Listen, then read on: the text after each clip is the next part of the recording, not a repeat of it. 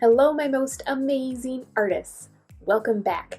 Today in art, we are going to be focusing on two of our elements of design, shape and value. Now, specifically, we're going to be focusing on geometric shapes to create these zany, kooky robots. And then we're going to be learning how to use our pencil to create different types of value on our robots to make him look a little bit metallic-y.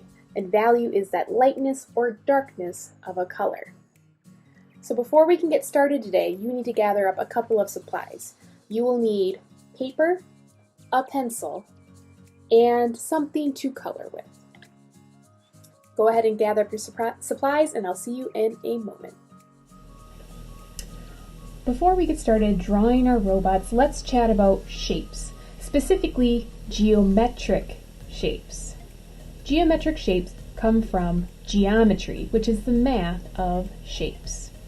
Geometric shapes are made of a specific amount of points, curves, and lines. These shapes are very precise. Geometric shapes are shapes that we know, they have names, and we can identify them and describe them. For example, this geometric shape is a square.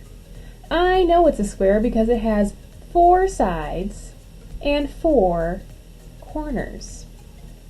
This geometric shape is a triangle. How do I know that? I know a triangle has 3 sides and 3 corners. Here I've got a diamond. It has 4 sides and 4 corners, just like a square, but the shape is a little bit different. It has diagonal lines instead of straight vertical and horizontal lines. Here we've got a rectangle. I know this is a rectangle because it has 4 sides, 2 longer sides, and 2 shorter sides of the same length, and 4 corners. So you can have a lot of different types of geometric shapes. A circle is a geometric shape. A semicircle, which is a half of a circle, is a geometric shape as well. When I think about robots, I think about math and science, so geometric shapes work perfectly for this. So when you're designing your robot, I want you to think about what types of geometric shapes would make great bodies, good heads, good arms and buttons, and other details.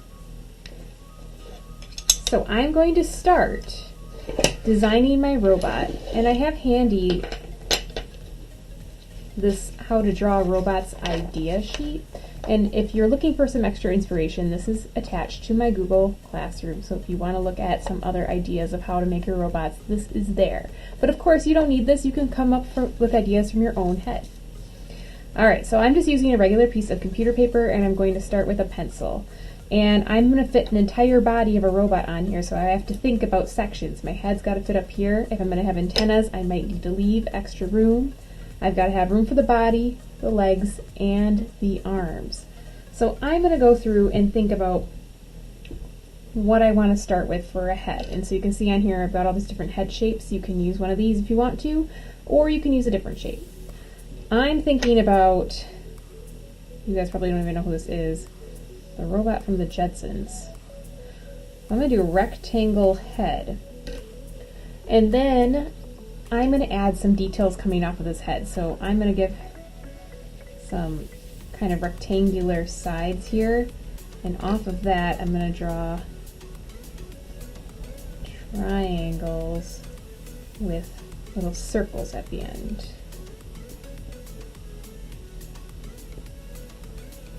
Okay, then I think kind of like this neck detail, so I might do something similar like that for my neck. Now I'm going to move on to the body. My body's going to take up a good amount of space. I want to make my body a little bit bigger so I can add some buttons on here and some gauges. So I think I'm going to go with a square body. The kind of fun thing about this project is that you can make multiple robots using different shapes. They can all be different, a little robot family if you want, and make them really fun.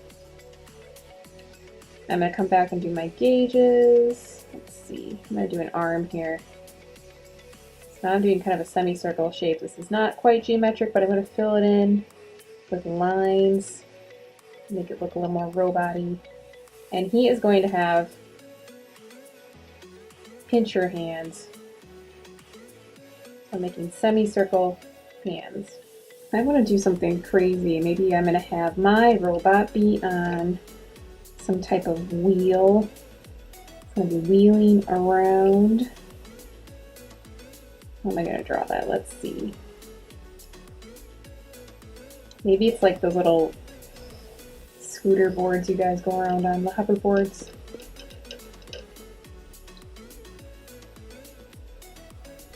Do some oval wheels.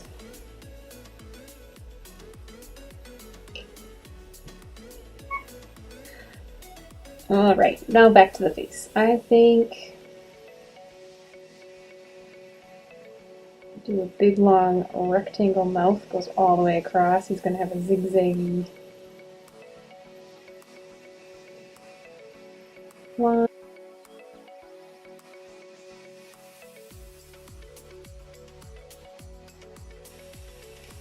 Okay, and then now I'm going to add just a couple details on the inside. I want to give him some buttons. I'm going to use like squares, things that I think would be good button shapes. I want him to have like a reading gauge on here. Maybe it's a feel gauge or something. I think that looks pretty good. What I'm going to do right now is I'm going to fast forward. I'm going to do some outlining with a black marker. Now this is optional. You do not have to outline, but I'm going to do that so you can see it a little bit better. And then we're going to talk about how to shade with value. Okay, so I finished outlining my robot and I erased some of those pencil lines because I did change a few things on him. And I was having such a good time outlining him that while I was working, I drew another robot. So here's my second robot I drew, just to show you how you can have different variations. So on this one, he's got one eye, he's got a little reader on his chest, and then he's got really long arms, or long as his whole body. So maybe he's good at lifting things. And I thought his bottom looked a little weird, so I turned it into a diaper. So maybe he's a baby robot. Who knows? So now that we've got some robots drawn, we're going to talk about how we can shade these in to be kind of realistic to make them look like they have metal as their body. And you can do that by achieving value with just a pencil. So one of the things that you can do is I usually start out with a hard pressure around the edge or the outside of your shape, and then you start to lighten the pressure as you get further inside of the body. So it's darker towards the edges, and then as you work your way in, I stop pressing as hard and I start to press a little bit lighter and lighter the farther I go in. By the time I get into the center, I'm barely touching it all, or I could use my fingers to kind of spread some of that around. And maybe in some areas I press darker, like he's got a shadow under his eye, so I can press a little harder there. And then press lighter as I go in.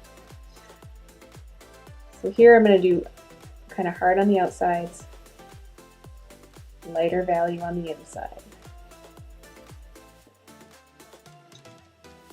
This one I might do a hard edge here.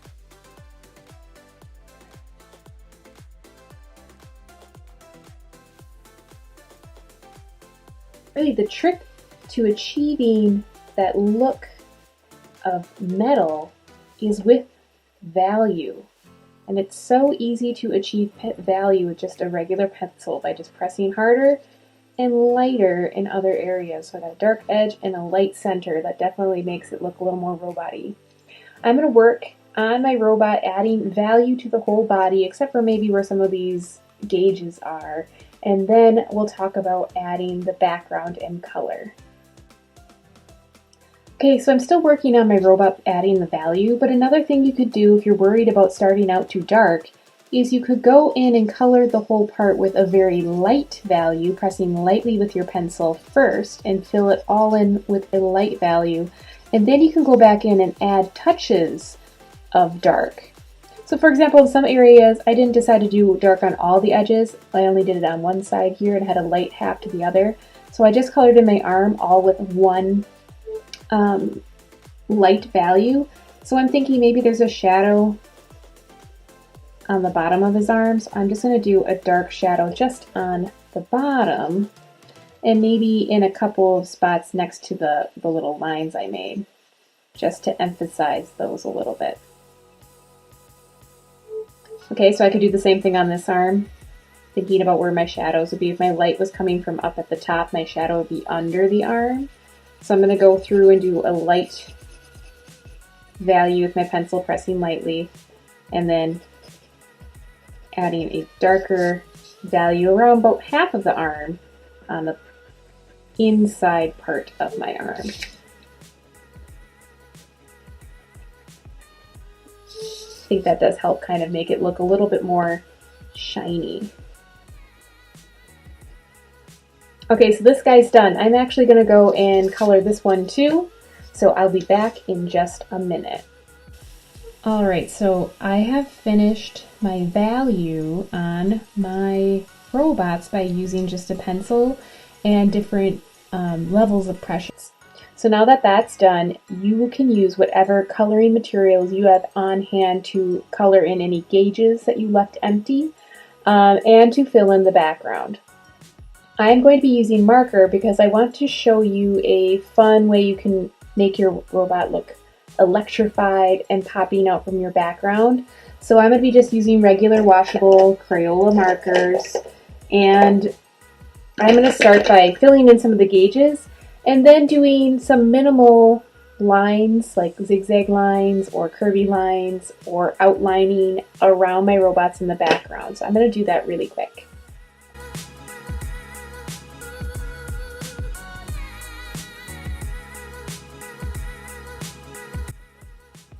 Okay, so I've done my detailing with my Crayola markers, so I didn't do a lot. I didn't color in all of the empty negative space around my robot.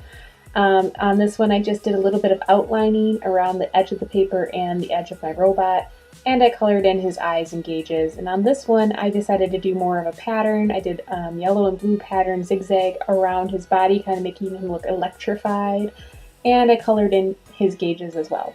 So if you watched my video on how to make your own watercolors, you've seen this already, but I'm going to grab a cup of water and a paintbrush.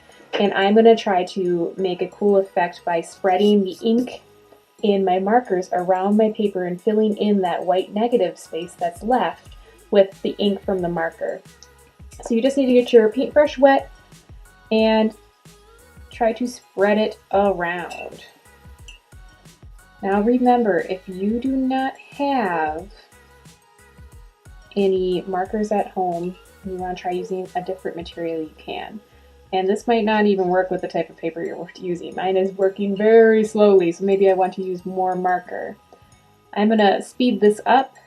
Okay, so I just finished adding the water to my marker, and it worked out okay. Not quite how I wanted. A little bit better on this one with the spreading.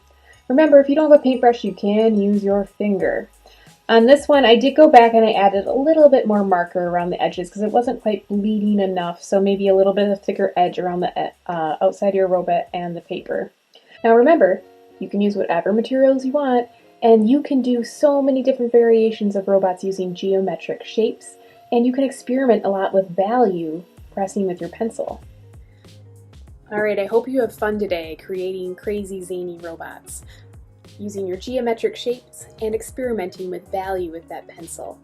Remember, what's cool about this project is that you can create a whole family of robots using different shapes. If you're having trouble thinking of an idea, try to think of what your robot's job would be. Is he lifting things? Is he a security guard? What kinds of tools will he need? You can get really creative with this. You could even write a story about your robot and what he does every day. Have fun creating, and I'll see you next time. Goodbye, my most amazing artists.